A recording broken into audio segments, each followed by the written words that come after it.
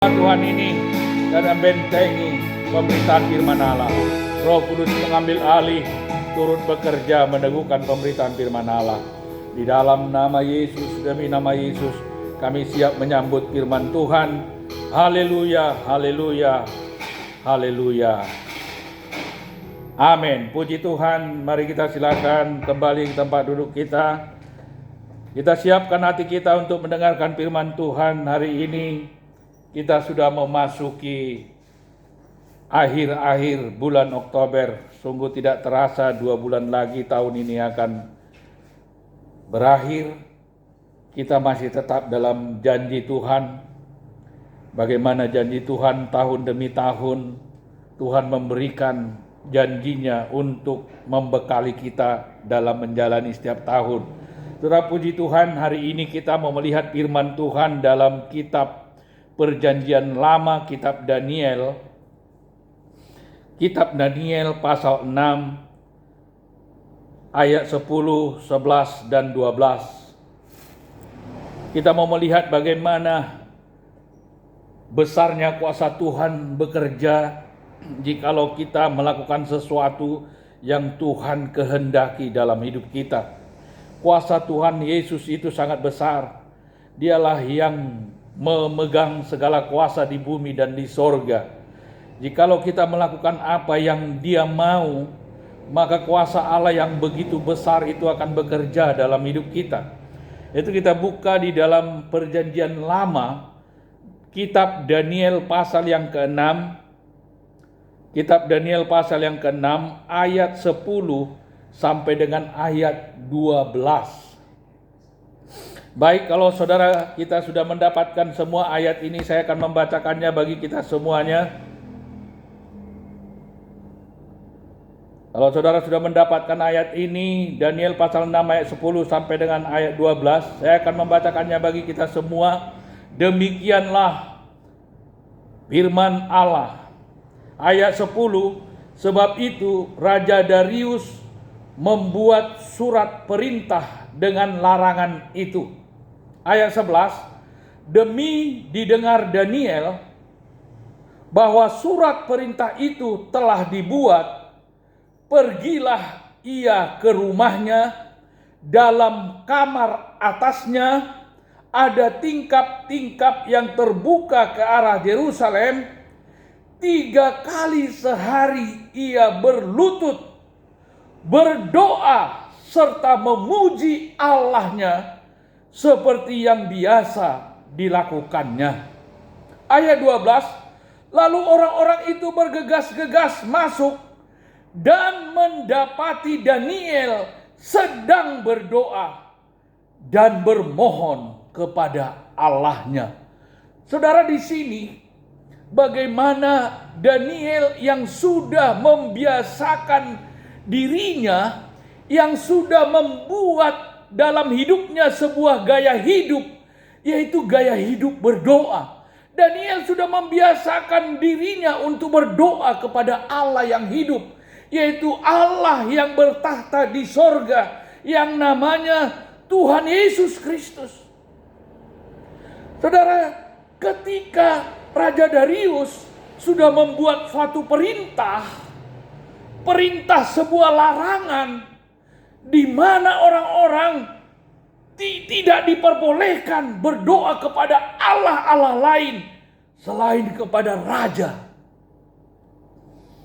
Dan surat larangan ini dibuat Raja Darius supaya ada bukti tertulis dari raja bahwa kalau ada orang tidak mengindahkannya dengan berdoa kepada Allah lain, dengan tidak berdoa kepada raja, maka orang itu akan dihukum mati. Daniel mendengar dan mengetahui surat larangan itu sudah dikeluarkan oleh Raja Darius. Tetapi Daniel langsung pergi berlari pulang ke rumahnya. Dengan tergesa-gesa dia pulang ke rumahnya. Tadinya dia masih ada di kantor, karena dia masih jam kerja waktu itu. Dia masih berada di kantor kerjanya. Dia waktu itu menjabat sebagai pejabat. Di kantornya dia pulang ke rumah ketika dia dengar surat perintah raja sudah keluar. Seperti kalau sekarang ini bisa berupa surat edaran. Sudah keluar. Dia langsung pulang lari ke rumah. Apakah yang dilakukan Daniel? Dia lari dan naik ke ruang atas di rumah tempat tinggalnya. Dan di situ dia berdoa. Ketika ada masalah yang begitu besar yang dihadapi Daniel, dia lari berdoa. Dia tidak lari kepada siapapun. Dia tidak lari kepada satu orang manusia manapun untuk mengadukannya. Tapi dia berlari dan berdoa. Berlari pulang ke rumah dan berdoa kepada Allah. Saudara, Daniel sudah melakukan hal yang menjadi kebiasaannya dengan berdoa 3 kali sehari. Dan ketika dia mendengar surat perintah sudah keluar dari raja yang melarang orang berdoa kepada Allah-Allah lain selain kepada Raja Darius, Daniel langsung pulang lari ke rumah dan berdoa mengadu kepada Allah. Dia berdoa kepada Allah. Di sini artinya apa? Daniel itu sangat mengetahui bahwa Allah yang dia sembah itu, Allah yang dia percayai itu adalah Allah yang hidup. Allah yang bisa tempat pengaduan. Allahnya Daniel bukanlah Allah yang mati. Allahnya Daniel bukanlah manusia. Tetapi Allah yang maha besar. Allah yang bertahta dalam kerajaan sorga, yang sekarang ini kita memanggilnya Allah di dalam nama Yesus. Allah Daniel adalah sama dengan Allah yang kita sembah. Daniel berdoa ketika dia ketahui surat perintah larangan dari Raja Darius sudah keluar. Dan dikatakan di ayat 10, sebab itu Raja Darius membuat surat perintah dengan larangan. Ayat 11, demi didengar Daniel bahwa surat perintah itu telah dibuat, pergilah ia ke rumahnya. Dalam kamar atasnya ada tingkap-tingkap yang terbuka ke arah Yerusalem. 3 kali sehari ia berlutut berdoa serta memuji Allahnya seperti yang biasa dilakukannya. Sudah menjadi kebiasaan bagi Daniel setiap harinya berdoa 3 kali sehari sambil memuji Allahnya. Dan ketika ada persoalan, ada masalah, ada pergumulan, yaitu melarang dia supaya jangan berdoa kepada Allahnya, supaya diminta dia berdoa kepada Raja Darius.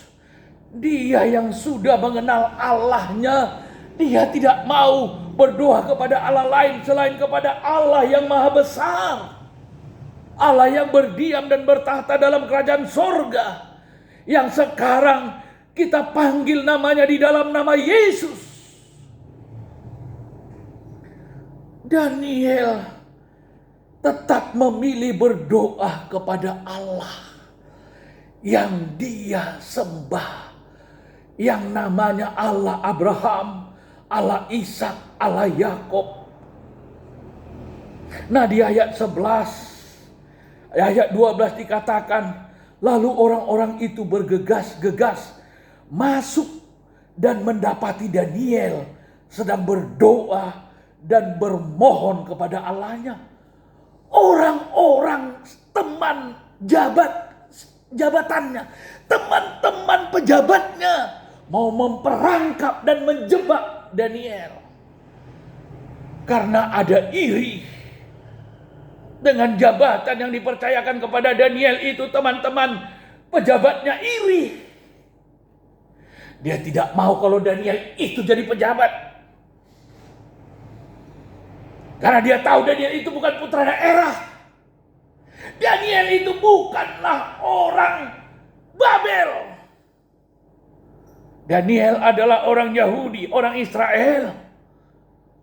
Tapi oleh karena kasih karunia Tuhan, Tuhan yang mengangkat dia jadi pejabat di negeri Babel. Tapi teman-teman sesama pejabatnya iri. Mau menjatuhkan Daniel, mau menjebak Daniel. Mereka langsung mengikuti dari belakang. Langkah Daniel yang langsung tiba-tiba pulang untuk berdoa. Dan mereka langsung melihat ke rumah Daniel. Pasti di sini ada tindakan berpura-pura. Kalau namanya orang yang sudah niat jahat, mau menjebak, pasti dia berpura-pura langsung supaya masuk ke rumah Daniel. Lalu melihat dan mendapati Daniel sedang berdoa. Padahal niat temannya ini adalah busuk. Hanyalah berpura-pura baik untuk mengunjungi Daniel ke rumahnya, tapi hanya untuk menjebak Daniel, untuk mempergoki Daniel yang sedang berdoa, supaya dia nanti mengadukannya kepada raja.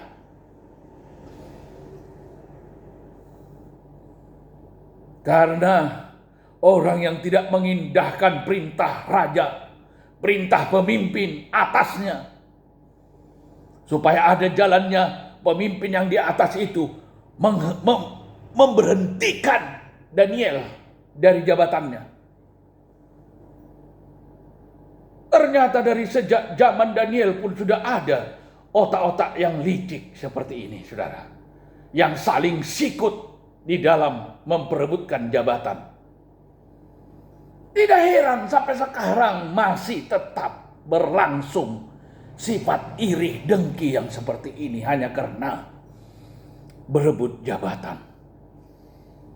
Saudara, ketika mereka mendapati Daniel sedang berdoa, lalu di ayat 12 dengan jelas dikatakan, lalu orang-orang itu bergegas-gegas masuk dan mendapati Daniel sedang berdoa dan bermohon kepada Allahnya, supaya temannya tadi bisa mengadukannya. Kami sudah melihatnya langsung, Raja.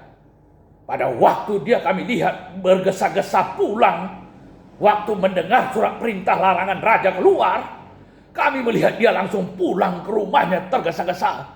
Dan kami mengikutinya dari belakang. Ternyata betul kami melihat dia berdoa kepada Allahnya, bukan berdoa kepada raja. Dan akhirnya saudara, Daniel waktu itu dijatuhi hukuman. Dan jabatannya terancam. Dia dijatuhi hukuman, dilempar ke gua singa. Karena dianggap tidak mendengar pemimpinnya, yaitu raja. Karena ada larangan dan surat perintah larangan sudah keluar, jangan berdoa kepada yang lain selain kepada raja.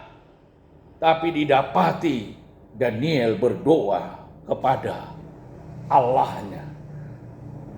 Itulah nantinya Raja Darius menjatuhkan hukuman kepada Daniel. Tetapi Allah yang maha besar, Allah Daniel, Allah yang hidup, adalah Allah yang tidak tinggal diam. Allahnya Daniel masuk ke dalam sangkar singa untuk menyelamatkan Daniel. Waktu Daniel dilempar ke gua singa, Allah turut masuk ke dalam sarang singa yang kelaparan itu, melindungi Daniel. Sebenarnya raja itu sangatlah menyayangi Daniel.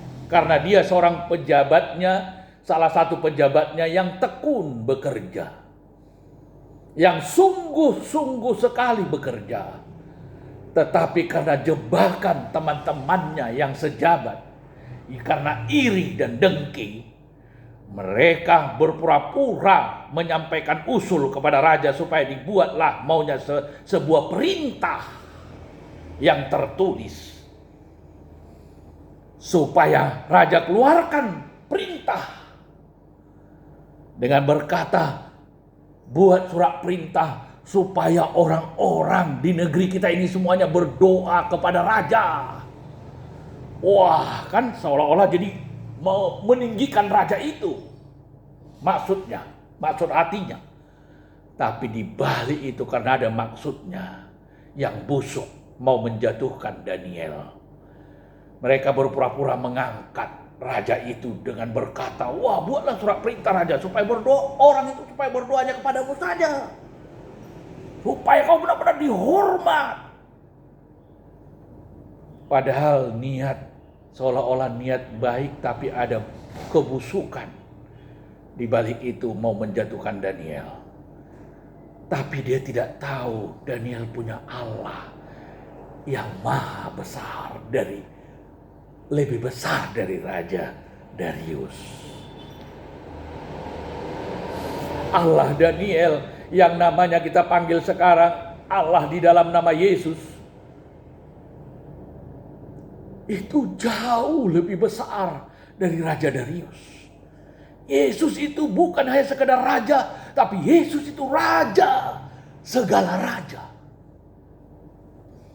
Darius itu hanyalah raja di negeri Babel. Tapi Yesus raja di atas segala raja.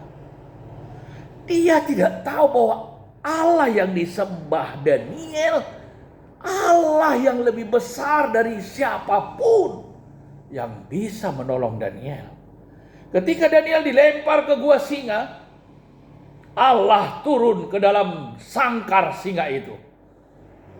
Dan Allah melindungi Daniel. Dan sebenarnya Raja Darius tidak tega melihat Daniel mati diterkam singa itu. Tapi karena surat perintah yang sudah terlanjur dia buat, karena kebusukan hati pejabat yang ini tadi, tanpa ditelusuri raja lebih dulu, raja itu sempat menyesal. Karena melihat Daniel harus dijatuhi hukuman, dibuang ke sangkar singa. Dia tidak sanggup melihat Daniel itu dirobek singa itu. Dan raja itu diam-diam pergi menerayap-nerayap, pergi ke dekat sarang singa itu untuk melihat bagaimana keadaan Daniel. Karena dia sangat sayang sebenarnya kepada Daniel. Karena dia lihat Daniel itu sangat baik. Pejabat satu-satunya pejabat yang baik dan paling baik di antara semua pejabat. Jadi dia tidak tega melihat Daniel kalau dirobek-robek singa. Lalu raja itu diam-diam dia pergi melihat ke dekat sangkar singa itu. Dia pikir pasti sudah matilah Daniel ini, dirobek-robek singa ini. Tapi tahu, ketika raja melihatnya, ini ada saksi. Raja Darius sendiri yang menjadi saksi, yang melihat langsung ke dalam sangkar singa itu. Ternyata raja itu berkata, dia melihat ada satu pribadi lagi orang di dalam sangkar singa itu. Dan mengatupkan mulut-mulut singa itu. Sehingga Daniel tidak diapa-apakan oleh singa itu. Daniel dilihatnya duduk aman-aman di dalam sangkar singa itu. Singa itu semuanya terkatup mulutnya. Raja Darius menjadi saksi atas keselamatan Daniel. Yang menyaksikan, melihat dengan mata kepalanya bahwa Daniel tidak dirobek-robek singa itu. Dan setelah matahari terbit, raja memerintahkan, keluarkan Daniel dari sangkar singa itu. Saudara, Daniel dikeluarkan.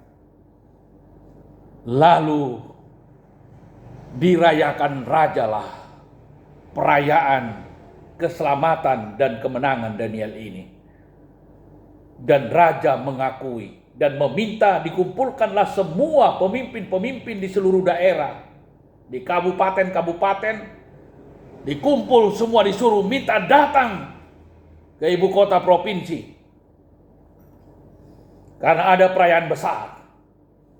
Lalu disitulah raja mengumumkan di depan semua pemimpin-pemimpin ke daerah yang ada di kerajaan Darius waktu itu. Diumumkan Raja Darius lah bahwa Allahnya Daniel lah Allah yang sesungguhnya. Saya sendiri melihat di dalam sangkar singa, saya dapati bukan Daniel sendiri yang ada di dalam. Tapi saya percaya utusan Allahnya Daniel ada masuk, diutus ke dalam sarang singa itu. Sehingga Daniel tidak diapa-apakan singa itu. Dan pada waktu itu Daniel dianugerahi, diberikan pangkat, dinaikkan jabatannya oleh Raja Darius menjadi pejabat tertinggi negara Babel yang dipimpin Darius. Kalau kita setia kepada Tuhan, setia berdoa, maka Allah yang kita sembah tidak pernah tinggal diam. Tapi kalau kita tidak setia berdoa, tidak ada jalan Tuhan untuk menolong kita. Karena berdoa adalah jembatan menghubungkan kita dengan Tuhan. Membiasakan diri berdoa adalah hal yang baik dalam hidup kita. Sewaktu-waktu tanpa kita duga, datang persoalan atau penjunan, ataupun datang pergumulan, maka Allah yang ada di luar kemampuan kita sanggup menolong kita. Daniel di luar kemampuannya, dia tidak akan sanggup melawan para singa-singa yang ada di kandang itu. Tapi Daniel karena doanya yang tekun menghadirkan Tuhan di dalam kandang singa itu. Itulah gaya hidup yang sudah dibiasakan Daniel. Membiasakan diri berdoa, berdoa, berdoa. Tidak ada ruginya kalau kita membiasakan diri berdoa. Dan tidak perlu dibayar dengan uang untuk kita berdoa. Kita hanya perlu membayarnya dengan hati yang mengasihi Tuhan. Maka kita akan terdorong untuk berdoa. Di ayat 11 itu sangat jelas dikatakan, demi didengar Daniel bahwa surat perintah itu telah dibuat, pergilah ia ke rumahnya. Dalam kamar atasnya ada tingkap-tingkap yang terbuka ke arah Yerusalem. 3 kali sehari ia berlutut berdoa. Satu lagi ingat, ketika berdoa perlu memuji Allah. Berlutut berdoa. Kata berlutut ini tidak arti harafiah. Kata berlutut ini berdoalah dengan rendah hati memohon. Memohon dalam berdoa. Seperti doa Elia yang pernah kita belajar tentang doa Elia. Jawablah aku ya Tuhan. Dengarkanlah doaku ya Tuhan. Berlutut itu bukan arti harafiahnya, bukan arti hurufiahnya, tapi merendahkan diri dan memohon, berdoa serta memuji Allah. Doa sertai dengan puji-pujian. Jangan berat sekali kita memuji Allah ketika berdoa. Apa salahnya kalau kita puji Allah? Engkaulah Tuhanku yang baik, ya Tuhan. Engkaulah Tuhanku yang maha besar. Engkaulah Tuhan penyelamatku. Memuji Allah, baik dalam kata-kata pujian maupun dalam nyanyian-nyanyian yang memuji. Daniel saja udah dalam ribuan tahun yang lalu berdoanya selalu memuji Allah. 3 kali sehari dia menetapkan hati berdoa kepada Allah dengan disertai dengan puji-pujian dan selalu merendahkan diri berlutut memohon. Padahal dia seorang pejabat. Waktu itu ada pejabat tinggi, jumlahnya ada 120 orang. Tetapi lewat pergumulan yang dihadapi Daniel ini, dia diangkat menjadi pejabat tertinggi yang terdiri dari 3 orang. Salah satu yang diangkat menjadi pejabat tertinggi adalah Daniel. Dia bukan putra daerah. Kalau Allah sudah berkenan, manusia manapun tidak bisa menghalanginya, menggagalkannya. Asalkan kita lakukan bagian kita. Itu berdoa. Sujud berdoa. Berlutut merendahkan diri memohon. Dengan selalu disertai memuji Allah. Kita puji Allah. Saudara, jangan kita berat untuk memberikan puji-pujian kepada Allah. Di ayat 12 itu sangat jelas dikatakan. Lalu orang-orang itu bergegas-gegas masuk dan mendapati Daniel sedang berdoa dan bermohon kepada Allahnya. Mereka mencari bukti untuk menjatuhkan Daniel ini.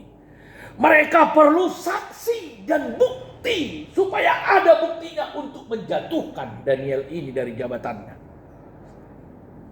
Upaya diganti ini Daniel. Jangan lagi ini jadi kepala. Tapi diganti saja ini.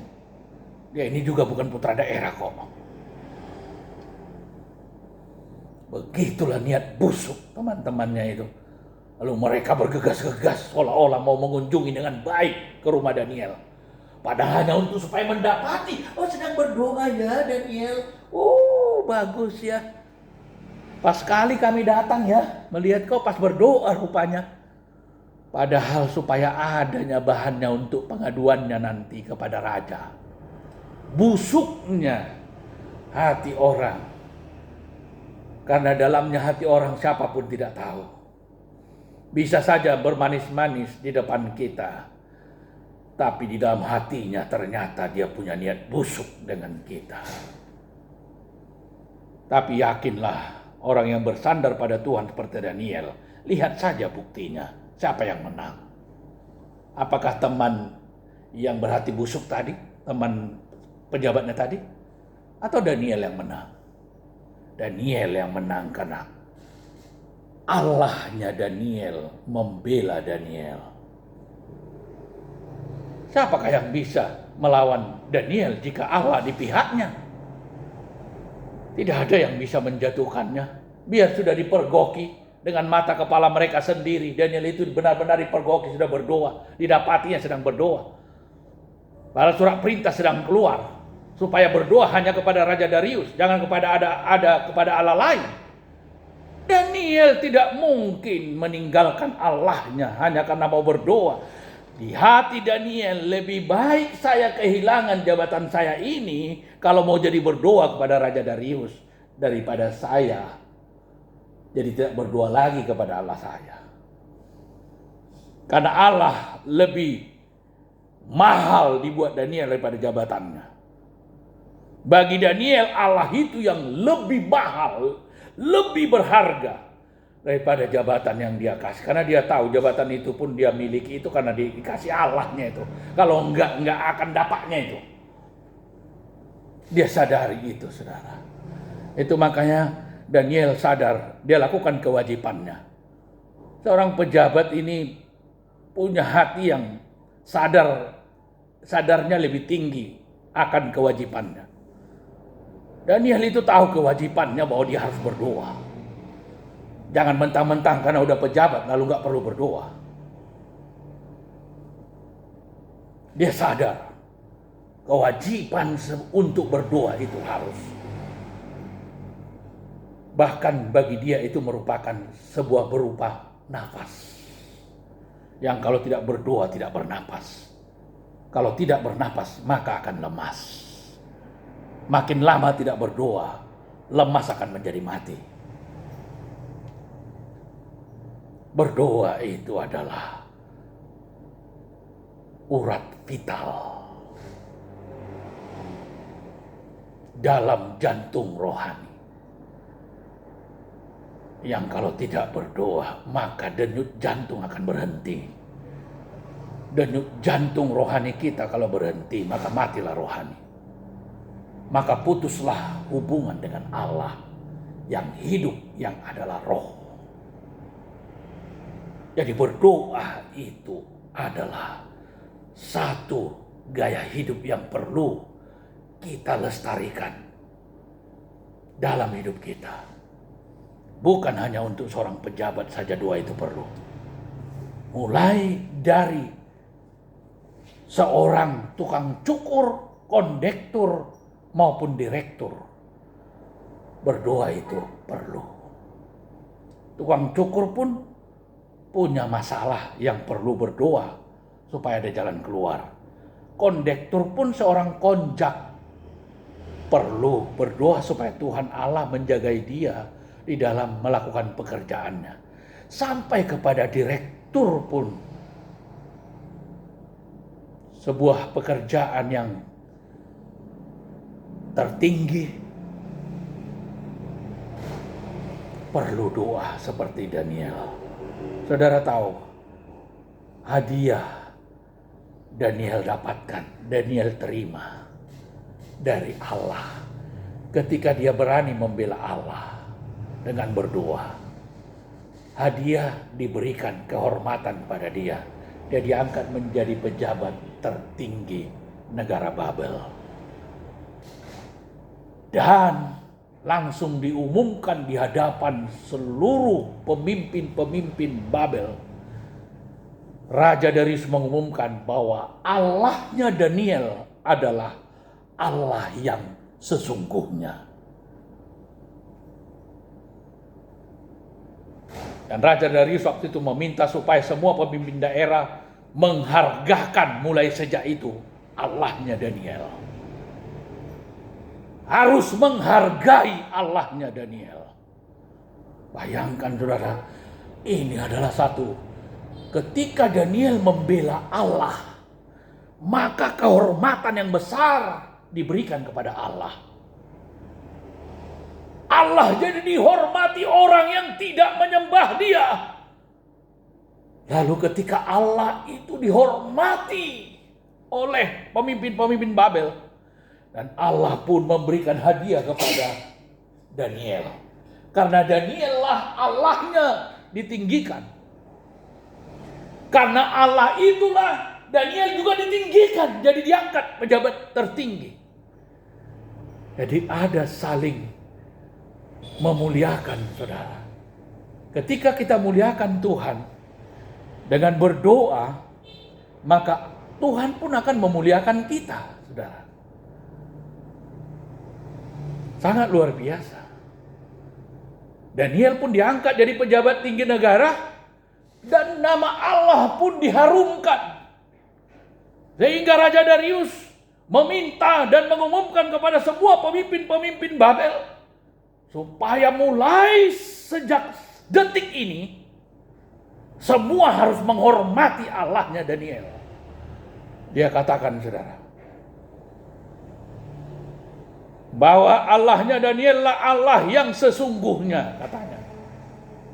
yaitu Allah Abraham, Allah Ishak, Allah Yakub, yang sekarang kita panggil di dalam nama Yesus Kristus. Allah Daniel sama dengan Allah yang kita sembah, yaitu Tuhan Allah yang di dalam nama Yesus, kepadanya kita berdoa. Saudara, jikalau sama Allahnya Daniel dengan Allahnya kita, apa salahnya kalau kita tekun berdoa seperti Daniel?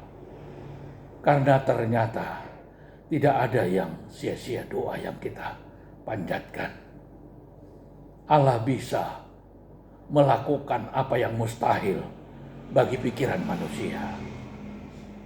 Kalau kita sudah melakukan kewajiban kita yang berkenan bagi Tuhan, yaitu berdoa, mari kita tingkatkan kesungguhan kita dalam berdoa, sertai dengan puji-pujian dalam ketika berdoa, dan berlutut, merendahkan diri, dan memohon apa yang kita mau utarakan kepada Tuhan. Berlutut itu bukanlah arti kata hurufiahnya, tapi kata merendahkan diri dan memohon. Saudara, puji Tuhan, demikian firman Tuhan. Tuhan Yesus memberkati kita. Mari kita semuanya bangkit berdiri. Kita naikkan penyembahan kita kepada Tuhan. Kita agungkan Tuhan Allah kita yang namanya Yesus. Sebab Dia adalah Tuhan di atas segala Tuhan. Dialah Allah yang sanggup melakukan apa yang mustahil bagi pikiran manusia. Bagi Dia tidak ada yang mustahil. Dan bagi kita yang percaya pun tidak ada yang mustahil. Haleluya. Mari kita naikkan penyembahan kita kepada Tuhan.